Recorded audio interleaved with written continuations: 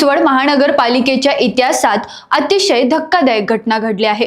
प्रभारी आयुक्त श्रावण हर्डीकर आणि पत्रकारांमध्ये झालेल्या वादाच्या पार्श्वभूमीवर महापालिकेचे वार्षिक बजेट पहिल्यांदाच पत्रकारांच्या अनुपस्थितीत सादर करण्यात आले। ही घटना लोकशाहीच्या चौथ्या स्तंभावर मोठा प्रश्नचिन्ह निर्माण करणारी ठरली आहे।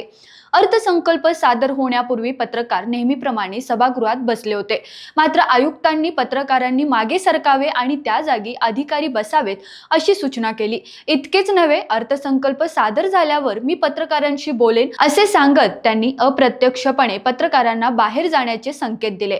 यावरून दोन्ही बाजूंमध्ये तीव्र शाब्दिक वाद झाला। विशेष म्हणजे काही वेळापूर्वीच स्थायी समिती सभापती निवडीत भाजपच्या कार्यकर्त्यांनी सभागृहात विनापरवाना गर्दी केली असतानाही आयुक्तांनी कोणतीही कारवाई केली नव्हती, परंतु अधिकृत कर्तव्य बजावत आलेल्या पत्रकारांनाच नियम शिकवल्याने त्यांच्या भूमिकेवर दुटप्पीपणाचे आरोप होत आहेत। या सगळ्या प्रकारचा निषेध म्हणून सर्व पत्रकारांनी अर्थसंकल्पीय सभेवर बहिष्कार टाकत सभागृहातून बाहेर पडले।